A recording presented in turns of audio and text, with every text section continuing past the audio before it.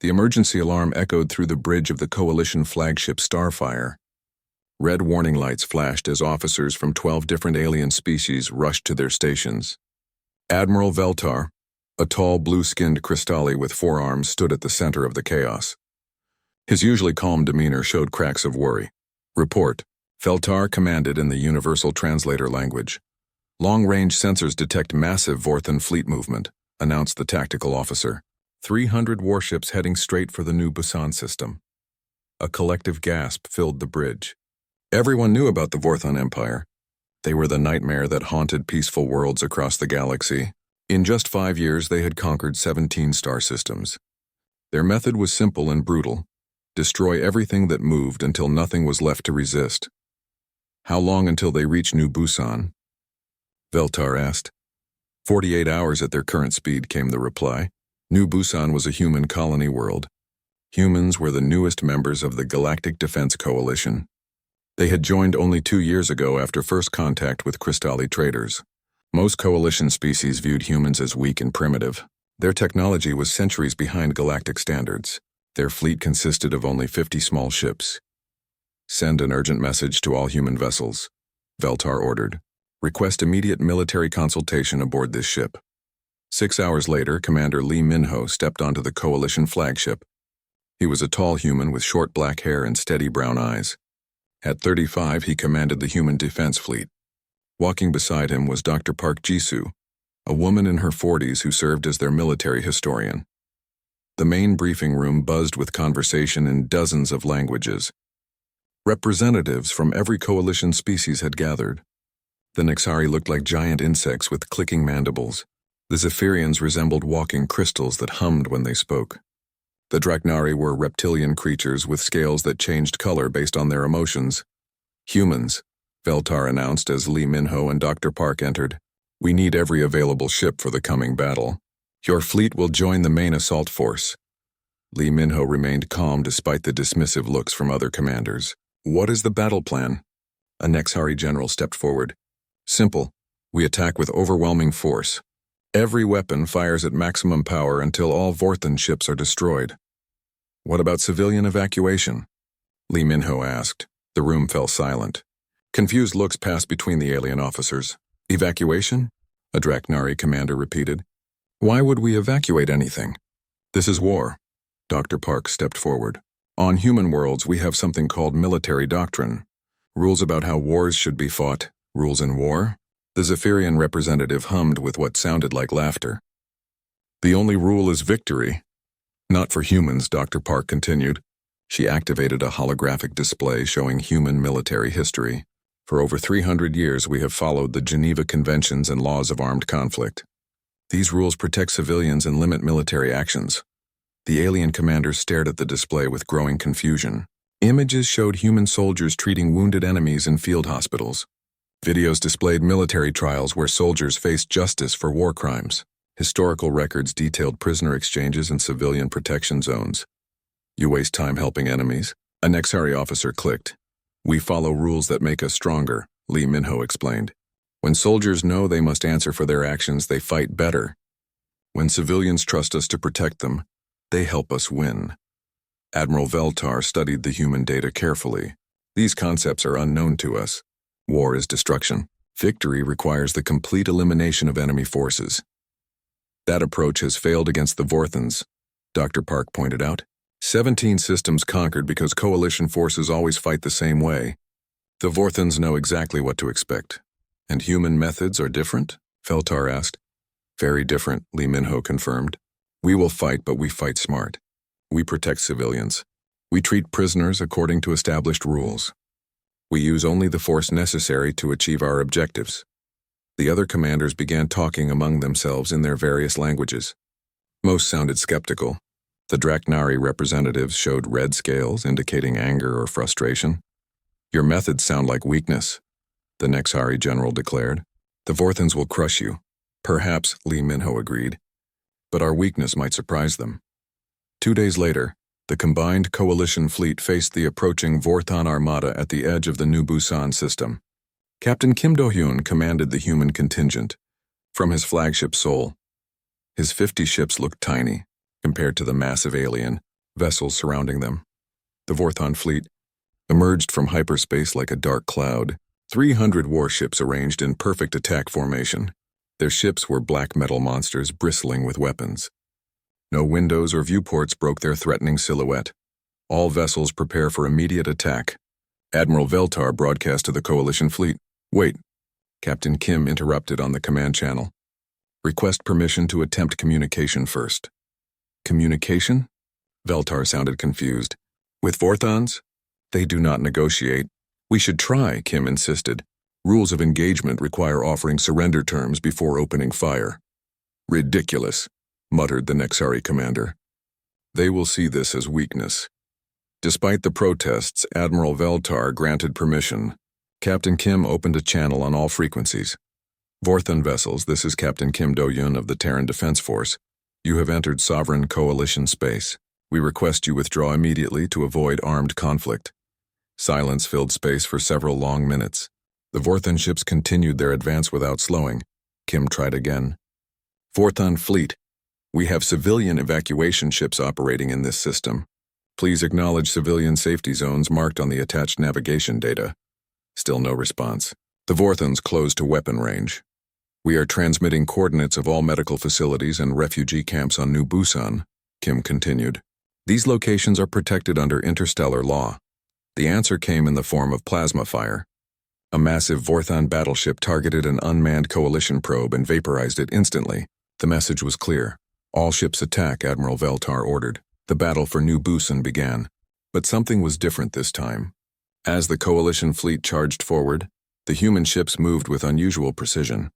Instead of firing everything at maximum power, they targeted only military vessels. When Vorthon fighters flew near civilian transports trying to escape the planet, human pilots held their fire. Dr. Park watched from the Seoul Bridge as history unfolded. For the first time in galactic warfare, one side was fighting with rules. The question remained whether civilization could defeat savagery among the stars. The real test had only just begun. The space around New Busan erupted into chaos. Plasma beams crossed the darkness like deadly lightning. The coalition fleet spread into attack formation, while the Vorthon ships advanced in their trademark wedge pattern. But something strange was happening on the human side of the battle. Lieutenant Cho Yuna sat at her tactical station aboard the Seoul, watching her screen with focused attention. Around her, alien officers from other coalition ships sent confused messages over the communication channels. Human vessels, why are you not firing at the damaged Vorthon cruiser? Came a sharp question from a Nexari captain. Yuna checked her targeting computer. The Vorthon ship had lost its main weapons and was drifting near a group of civilian transports trying to escape the planet. According to her rules of engagement, she could not fire while civilians remained at risk. Negative on weapon release, she reported to Captain Kim. Civilian vessels in firing solution. Confirmed, Kim replied. Hold fire until civilians clear the area. On the Cristalli flagship, Admiral Veltar watched the human tactics with growing confusion. His tactical display showed human ships repeatedly breaking off attacks when enemy vessels moved near civilian areas. This made no sense to him. Human fleet, you have clear shots at 3 Vorthon destroyers, he transmitted to Captain Kim. Negative, Admiral, Kim responded. Civilian evacuation ship moving through that sector. We cannot risk collateral damage. Collateral damage. Veltar had never heard this term before. Explain. Dr. Park took the communication channel. Admiral, collateral damage means harm to civilians or non-military targets. Human military law forbids actions that might hurt innocent people. Even in battle? Veltar asked. Especially in battle, Park confirmed. Our laws of war require us to distinguish between soldiers and civilians at all times. The battle continued for 2 hours. The Vorthons fought with their usual brutal efficiency, targeting anything that moved. But the coalition forces, influenced by human example, began changing their tactics. Cristalli ships started avoiding civilian transports. Nexari fighters stopped targeting damaged enemy vessels that posed no threat. The turning point came when a Vorthon heavy cruiser suffered critical system failures. Its engines failed and life support was failing. The ship sent out an automated distress signal in standard galactic emergency code. The nearest coalition vessels were a squadron of Draknari destroyers. Their commander prepared to deliver the final blow to the helpless ship. But Captain Kim's voice cut through the battle communications. All vessels hold fire on the disabled cruiser. They are broadcasting emergency signals. They are enemies, the Draknari commander argued. We should destroy them. They are shipwrecked sailors now, Kim replied. International maritime law applies to space warfare. We offer rescue to those in distress. The Draknari commander's scales turned bright red with anger. This is madness, but Kim was already acting. 3 human medical ships broke away from the main fleet and approached the damaged Vorthon cruiser. The alien crews aboard coalition ships watched in stunned silence as human rescue teams boarded the enemy vessel. Lieutenant Commander Park Minseo led the rescue team aboard the Vorthon ship. The interior was filled with smoke and the smell of burned electronics. Emergency lighting cast strange shadows on the dark metal walls. Fourth-hand crew members, tall, gray-skinned beings with 6 arms, cowered in the corridors. Medical assistance, Minseo announced through his translator. We are here to help. The Vorthons expected execution. Their military doctrine taught that defeated warriors died with honor. Instead, human medics began treating their wounded without asking questions. Dr. Kim Soman, the chief medical officer, worked alongside her team to stabilize injured Vorthon soldiers. Why do you help us? Asked a wounded Vorthon officer in broken universal language. Because you need help, Dr. Kim replied simply while bandaging the alien's injuries. Word of the rescue spread through both fleets. Coalition ships received updates about human medical teams treating enemy wounded. But more shocking was the reaction from other Vorthon ships. For the first time in recorded history, Vorthon vessels stopped firing during a rescue operation. The battle's rhythm changed completely. Human ships continued their precise attacks on military targets, while avoiding any action that might harm civilians or wounded enemies. Other coalition species began copying these tactics, though they did not fully understand the reasoning behind them. Dr. Park monitored everything from the Soul's Bridge, taking detailed notes. She was witnessing something unprecedented in galactic history. War was becoming civilized. Captain, reported Lieutenant Yuna, Vorthon fleet is changing formation. They appear confused by our tactics. Kim studied his tactical display. The enemy ships were indeed behaving strangely. Instead of their usual aggressive charges, they seemed hesitant. Some even pulled back when human ships approached damaged coalition vessels to offer aid. They do not understand us, Kim observed. They expect us to act like them. Is that good or bad? Asked Commander Lee Dongho, Kim's second-in-command. It gives us an advantage, Kim replied. Confusion makes enemies predictable. The space battle continued, but something fundamental had changed. Human medical ships moved freely between the fighting fleets, marked with large red crosses that both sides began to respect. Coalition forces found themselves fighting more effectively when they focused on military targets instead of trying to destroy everything. Admiral Veltar noticed the change on his status displays. Coalition losses were lower than any previous battle with the Vorthons. Enemy ship kills were higher. The human approach seemed to be working. Dr. Park, Veltar transmitted to the Soul, explain how fighting with rules makes you stronger.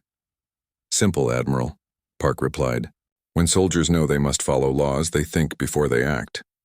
They plan better. They waste fewer resources. They make fewer mistakes. And the enemies? Enemies who expect chaos become confused by discipline, Park explained. They prepare for savages and instead face professional soldiers. As the first day of battle ended, both fleets pulled back to assess the situation. The Vorthons had never encountered anything like human military doctrine. Coalition forces had never seen warfare conducted with such precision and restraint. In the medical bays of human ships, Vorthon prisoners received the same care as coalition wounded. They could not understand why their captors treated them with dignity instead of cruelty. The real change was happening in minds across the galaxy. Military officers from dozens of species were questioning everything they thought they knew about warfare. The humans had introduced something revolutionary, the idea that even in war, some things remained sacred. Tomorrow would bring new battles. But tonight, something had shifted in the darkness between the stars. Admiral Song Kiwan arrived at the new Busan system with the main human fleet, just as the second day of battle began. His flagship Busan carried something no other species had ever brought to war, a complete military legal department.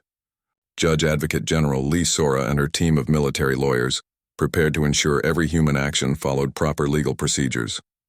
Report on current battle status. Admiral Song requested as he took command from Captain Kim. Enemy forces are adapting to our tactics, Kim reported. They seem confused by our restraint but are learning to use it against us. How so? They position damaged ships near civilian evacuation routes knowing we will not fire. They use medical ships as shields for military operations. Admiral Song nodded grimly. The Vorthans are learning, but they are also revealing something important about themselves. On the other side of the battlefield, Supreme Commander Velkash commanded the Vorthan Imperial Fleet from his massive dreadnought. He was the greatest military mind in Vorthan history, having conquered more worlds than any other commander. But these humans puzzled him completely. Intelligence report on human military doctrine, he demanded from his tactical staff. Limited data, Supreme Commander, replied his aide. They appear to follow complex rules that limit their combat effectiveness. They spare wounded enemies and protect non-combatants. Weakness, Velkash muttered, but something about their precision bothered him. Yet they fight with unusual efficiency. Perhaps the rules make them stronger somehow, suggested a junior officer. Velkash struck the subordinate for such foolish thinking. Rules are chains. We are strong because we break all chains.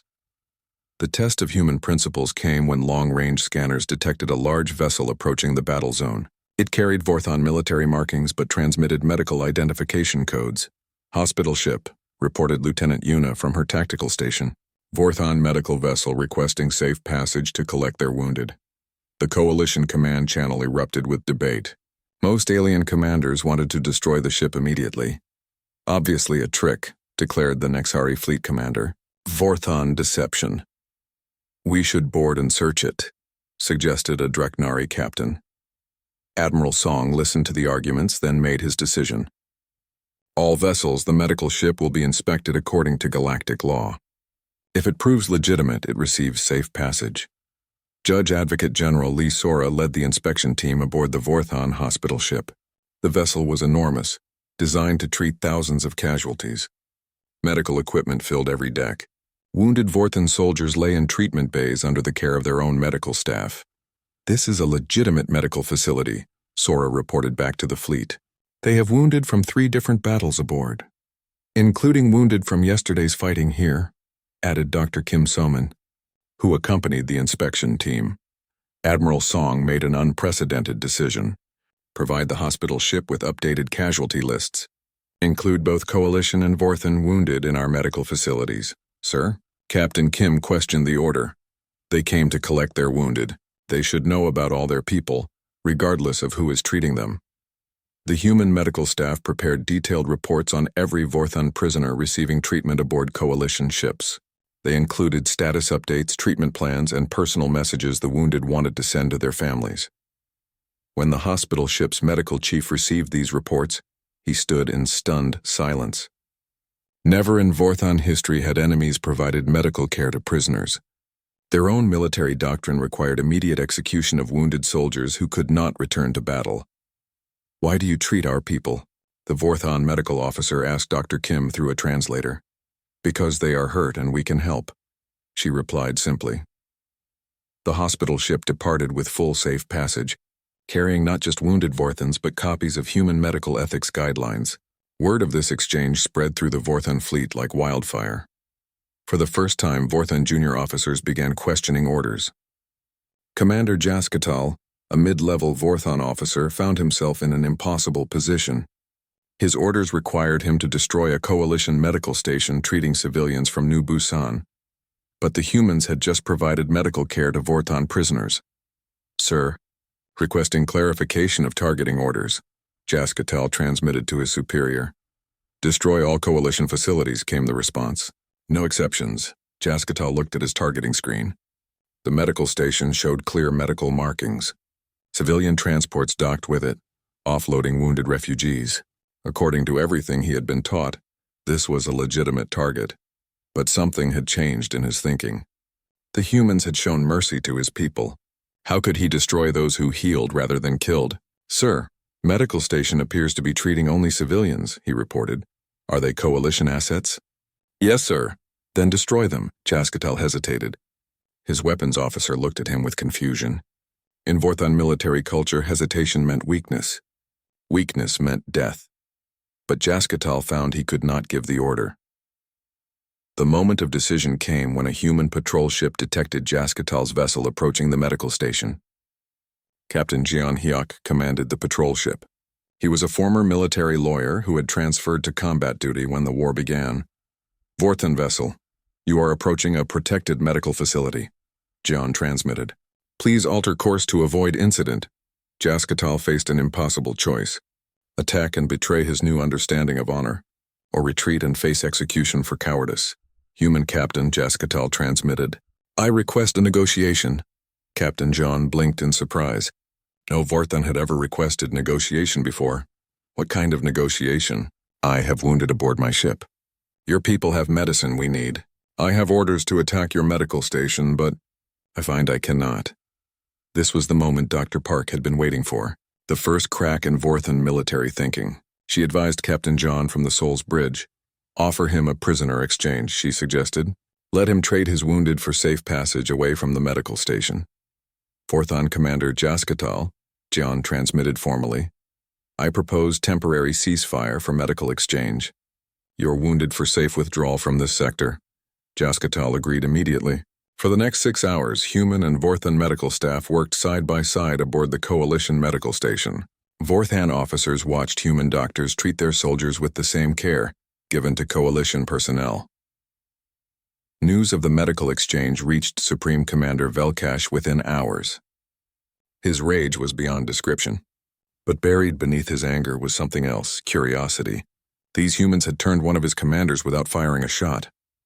Bring me complete intelligence files on human military culture. He ordered. I need to understand what we face. As night fell over New Busan, something unprecedented happened.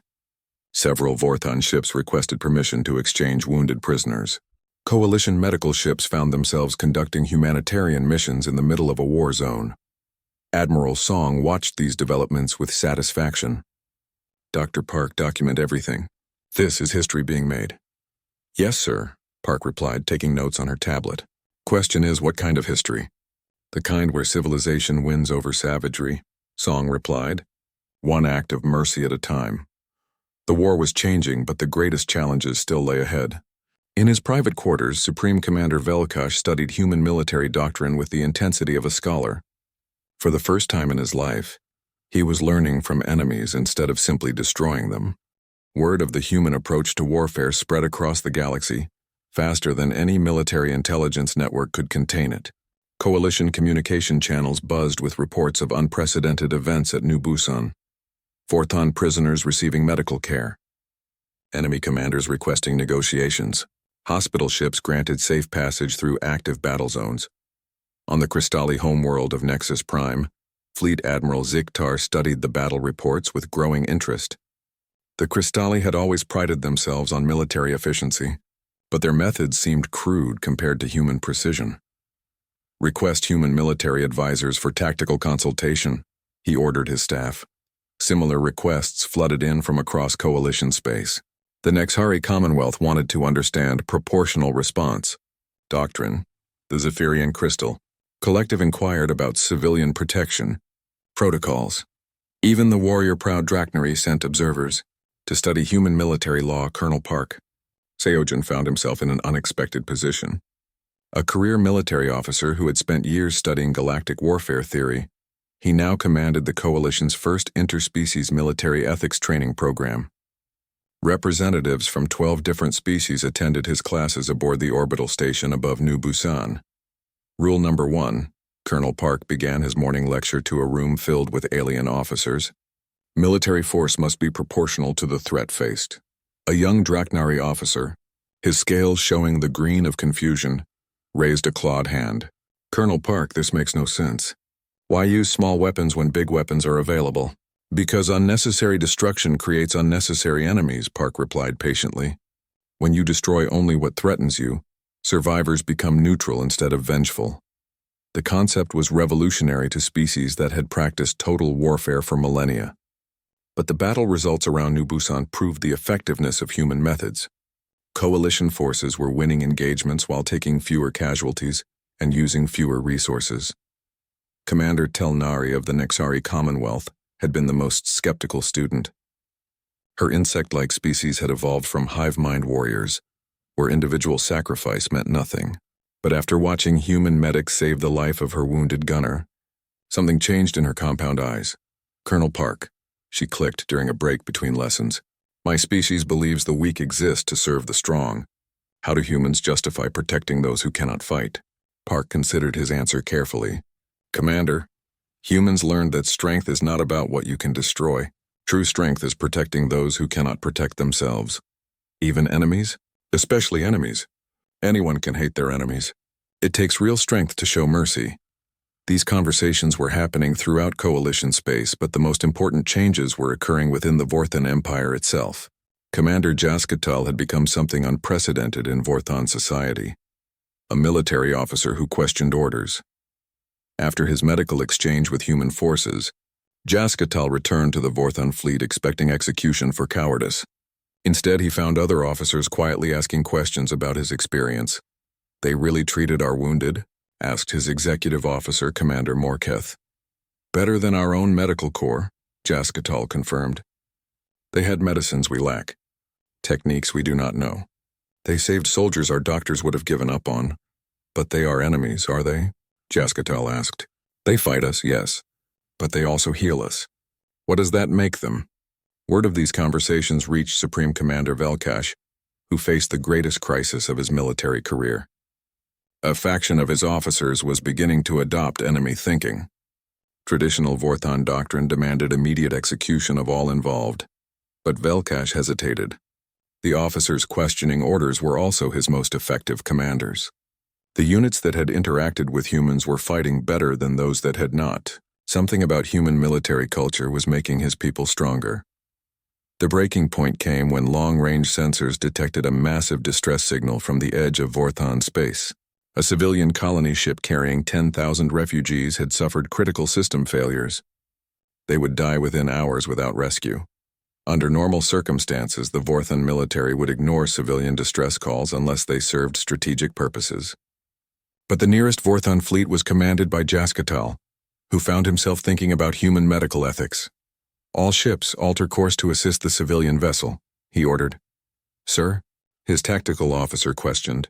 "We have no orders to assist civilians." "We are Vorthan," Jaskatal replied. "We protect Vorthan lives. But these are refugees, not military personnel. They are our people," Jaskatal stated firmly. The rescue operation succeeded, saving all 10,000 civilians. But it also represented something unprecedented. Vorthan military forces acting to preserve rather than destroy. News of the rescue reached human intelligence networks within days. Dr. Park included it in her regular reports to Coalition Command, noting the philosophical shift occurring within enemy ranks. "Admiral Song," she reported during their daily briefing, "we are witnessing fundamental changes in Vorthan military culture. They are beginning to adopt modified versions of our ethical guidelines." "How widespread?" Song asked. "Limited but growing. Perhaps 15% of their field commanders are showing signs of what humans would call moral reasoning. And the other 85%? Still traditional Vorthans. This could lead to civil conflict within their military structure." Admiral Song studied the intelligence reports carefully. The war was entering a new phase, but not the one anyone had expected. Instead of total victory or defeat, they were seeing ideological transformation. Major Han So-young had been working on something unprecedented, a war crimes investigation unit that operated during active combat. Her team documented atrocities committed by both sides, establishing legal precedents for post-conflict. "Justice. The concept of accountability is spreading," she reported to Admiral Song. "Coalition. Species are beginning to hold their own forces to higher standards, and the Vorthans? Some units are requesting guidance on prisoner treatment. Others want to understand civilian protection protocols. It is slow, but change is happening." The most dramatic example came during the Battle of Kepler Station, a major coalition supply depot that the Vorthans had targeted for destruction. The attack was led by Commander Jaskatal, who found himself facing an impossible tactical situation. The station was defended by a mixed force of human and Crystali ships. But more importantly, It housed over 50,000 civilian refugees from previously conquered worlds. Traditional Vorthon doctrine required destroying the station regardless of civilian casualties. "Sir, target acquisition complete," reported his weapons officer. "Ready to fire." Jaskatal stared at his tactical display. One salvo would destroy the station and everyone aboard it. Victory would be complete and swift, but in his mind, he heard the voice of a human medic who had saved his wounded gunner's life. "Because they are hurt and we can help." "Negative on weapons free," Jaskatal ordered. "Open communication channels to station commander." "Sir?" "I said open channels." Captain Kim Do-hyun, now commanding Kepler Station's defenses, received the transmission with surprise. Vartans never communicated before attacking. "Coalition commander?" Jaskatal's voice came through the translator. "I offer terms for civilian evacuation before military engagement begins." Kim blinked in amazement. "You want to evacuate civilians before attacking us?" "Civilians are not combatants. They should not die for military objectives." This was the moment Dr. Park had theorized about but never expected to witness. A Vorthon commander voluntarily applying human military ethics to his own operations. The evacuation took 18 hours. 50,000 refugees transferred safely to human hospital ships, while both fleets maintained an unofficial ceasefire. Only after the last civilian transport cleared the area did the battle for Kepler Station begin. The fight was fierce but limited. Both sides targeted only military assets. When the station's main reactor was damaged, Vorton ships actually assisted in rescue operations to prevent civilian casualties among the remaining coalition personnel. Supreme Commander Velkash received reports of the Kepler Station battle with mixed emotions. His forces had failed to take their objective, but they had also demonstrated something unprecedented: honor in warfare. For the first time in Vorthon history, a military campaign was being conducted according to ethical principles. The galaxy was watching and everything was about to change. Supreme Commander Velkash stood alone in his private quarters aboard the dreadnought Worldbreaker, staring at reports that challenged everything he believed about warfare. Half his fleet commanders were now requesting permission to conduct humanitarian operations. His most effective units were those that had adopted human military ethics. The empire he had built through conquest was transforming from within. The decision that would change galactic history came after 3 sleepless nights of studying human military doctrine. Velkash activated his personal communication system and sent an encrypted message that stunned both sides of the conflict. "Coalition Command, this is Supreme Commander Velkash of the Vorthon Imperial Fleet. I request formal military conference to discuss warfare philosophy." The message reached Admiral Song within hours. He sat in stunned silence as his communication officer played the recording a second time. "Sir?" Captain Kim asked. "How should we respond?" "Very carefully," Song replied. "This could be the most important moment in galactic history." Dr. Park was called to an emergency strategy meeting aboard the Coalition flagship. Every senior officer from every member species attended via holographic projection. The debate was intense. "Obviously a trap," declared the Nexari fleet commander. "Vorthons do not negotiate." "These Vorthons do," Park countered. "Our intelligence shows significant philosophical changes within their military structure." "Changes we caused," added Colonel Park Seojin. "Our military ethics training has influenced their thinking through prisoner exchanges and humanitarian contacts." Admiral Veltar studied the intelligence reports carefully. "Dr. Park, what is your assessment? Can we trust Supreme Commander Velkash?" Park considered her answer. "Admiral, I believe he is genuinely curious about human military culture. But trust must be earned through actions, not words." The conference was arranged to take place on neutral ground, a coalition diplomatic station at the edge of contested space. General Oh Tae-hyun would lead the human delegation, bringing with him the complete archive of human military law and ethical doctrine. The day of the conference, representatives from dozens of species gathered to observe. Never before had a Vorthon Supreme Commander requested to learn from enemies instead of simply defeating them. Velkash arrived with a small escort of only 3 ships, a remarkable gesture of trust for a species that typically traveled in massive fleets. He was an imposing figure, nearly 3 meters tall with gray skin marked by ritual scars that told the story of his military victories. General O greeted him in the station's main conference room. "Supreme Commander Velkash, welcome." General O, Velkash replied through his translator, I come seeking understanding of human military philosophy. Your methods confuse my officers and reduce their effectiveness. Our methods confuse many species, O admitted, but they also make us stronger. Explain how weakness becomes strength.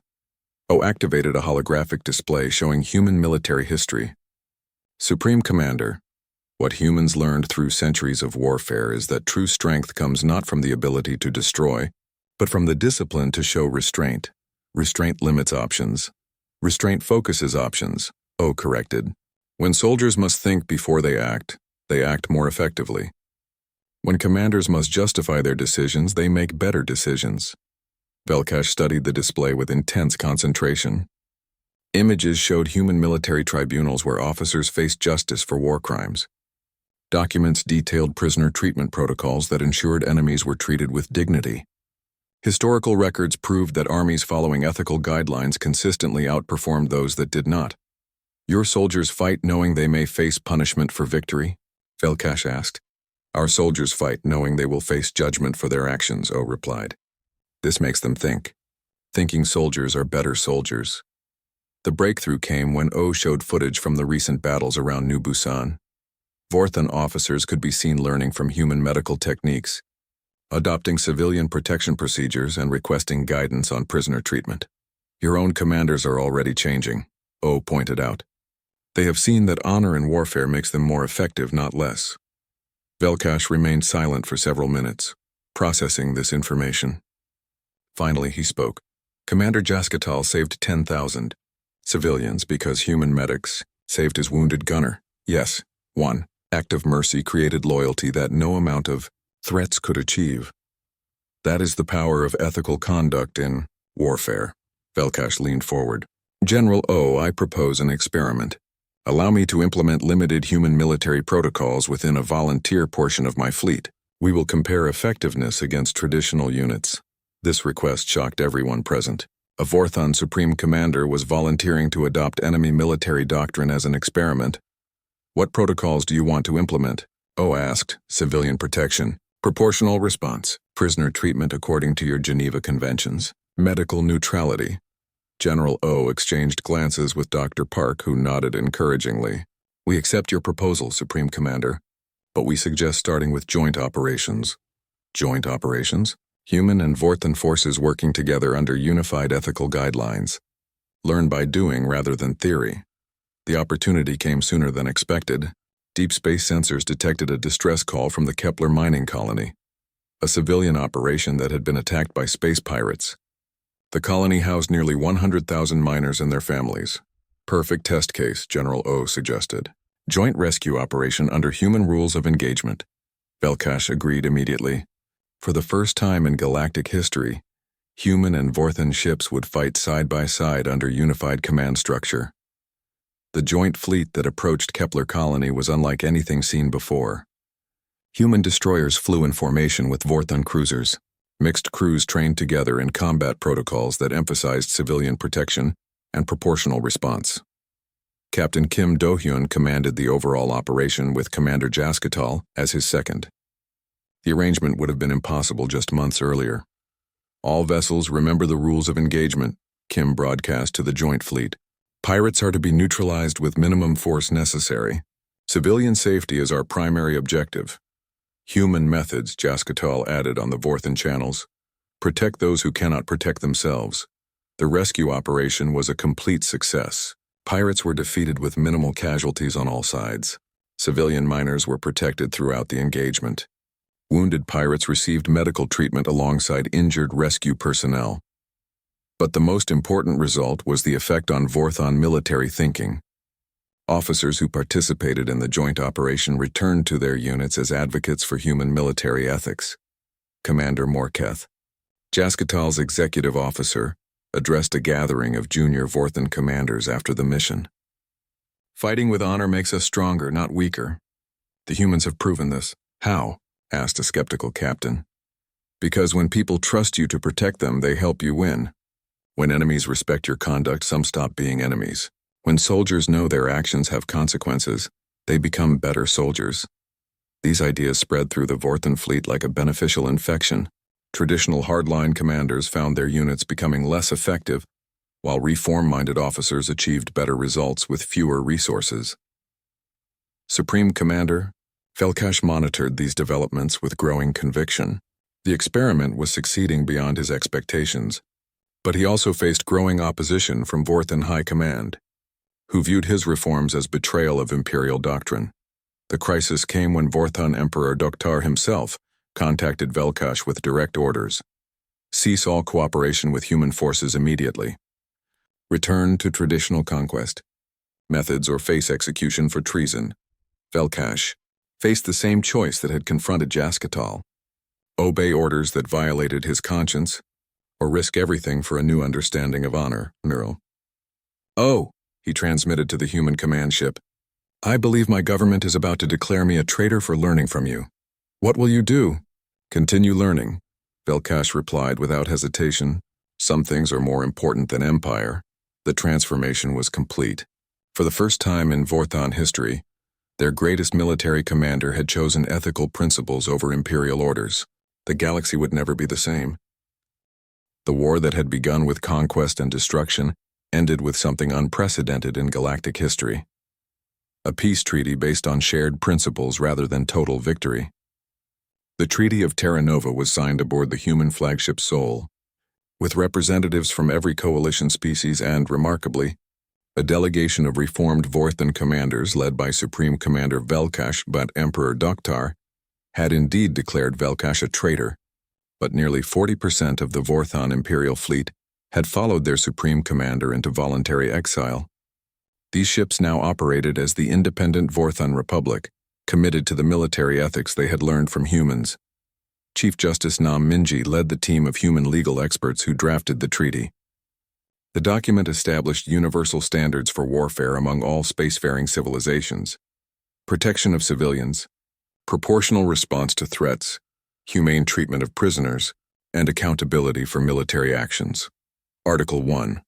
Justice Nam read aloud during the signing ceremony. All signatories agree that civilian populations shall be protected during military operations, regardless of political affiliation. Admiral Song watched from the observation deck as former enemies signed the same document. Velkash placed his six-fingered hand on the treaty pad, officially committing the independent Vorthan Republic to human military ethics. "1 year ago, we were trying to kill each other," Captain Kim observed. "Now we are writing laws together." "That is the power of principle over politics," Song replied. "Ideas can change minds faster than weapons can change borders."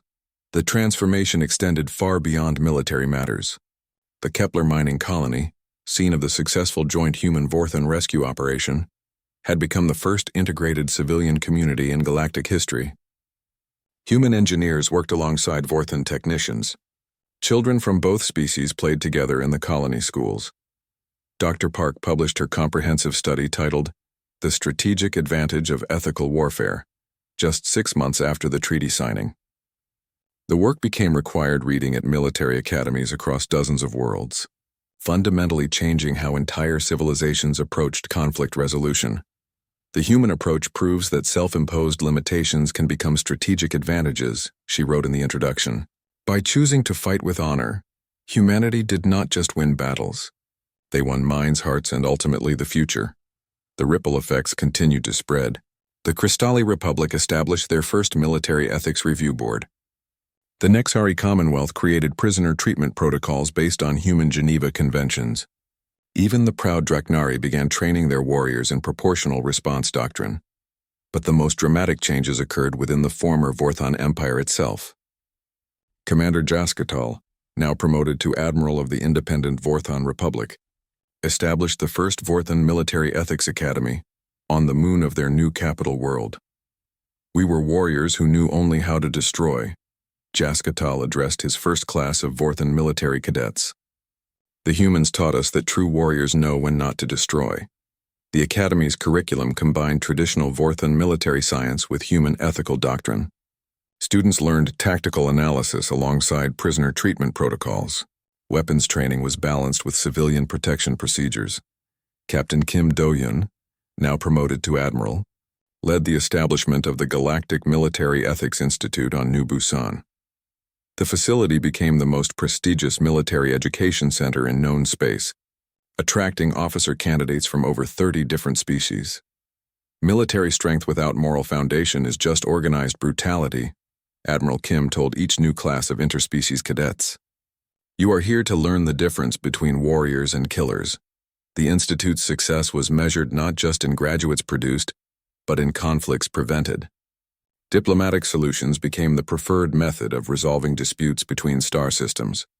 When military action proved necessary, it was conducted according to the standardized ethical protocols developed from human doctrine. The transformation of warfare had unexpected economic benefits. Trade relationships improved dramatically as species learned to trust agreements mediated by human principles of fairness and accountability.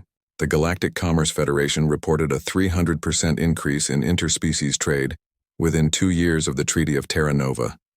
Former Emperor Doktar, ruling over a much-reduced traditional Vorthan empire, found his realm increasingly isolated. Without the support of reformed commanders like Velkash and Jaskatal, his military capabilities had declined sharply. Worse, young Vorthans were emigrating to independent Republic territory to join the new military academies. The old emperor's final defeat came not through military conquest, but through simple choice. A referendum among remaining traditional empire worlds resulted in an overwhelming vote to join the independent Vorthan Republic and adopt reformed military ethics. Doktar abdicated rather than face trial for war crimes under the new galactic legal standards. He spent his final years in exile, a bitter reminder of what the galaxy had been like before humans introduced the concept of honorable warfare. Supreme Commander Velkash, now Supreme Chancellor of the United Vorthan Republic, worked closely with human advisors to establish democratic governance based on the rule of law. The transformation from military dictatorship to ethical democracy took less than 5 years. The humans gave us more than military doctrine, Velkash reflected during the 5th anniversary of the Treaty of Terra Nova. They gave us the concept of justice itself. The establishment of the Galactic Peace Corps represented the ultimate evolution of human military ethics. Led jointly by Admiral Song Kiwan and Admiral Velkash, the organization deployed rapid response teams to prevent conflicts before they could escalate to warfare. Peace Corps units included personnel from every major species, all trained in negotiation, humanitarian assistance, and, if necessary, limited military intervention conducted according to strict ethical guidelines.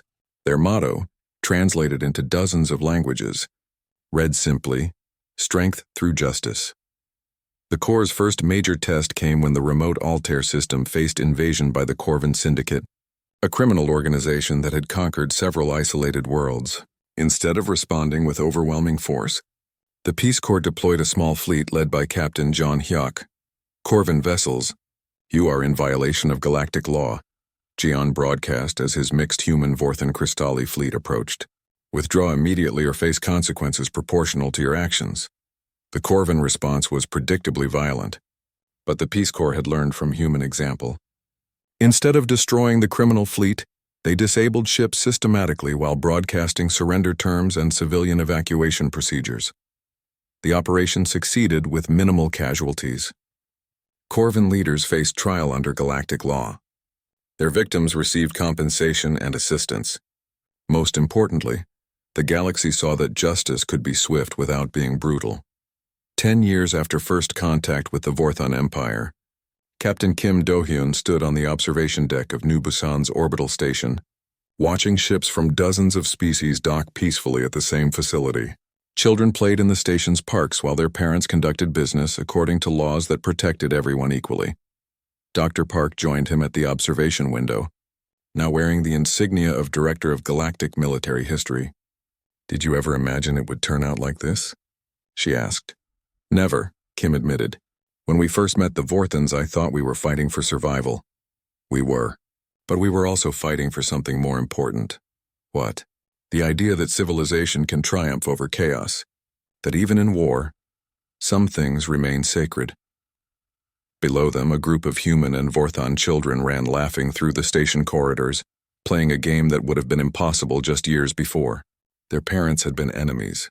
Now their children would grow up in a galaxy where military ethics and justice were not human concepts but universal principles. The transformation was complete. Humanity had not conquered the galaxy through superior weapons or overwhelming force. They had done something far more powerful.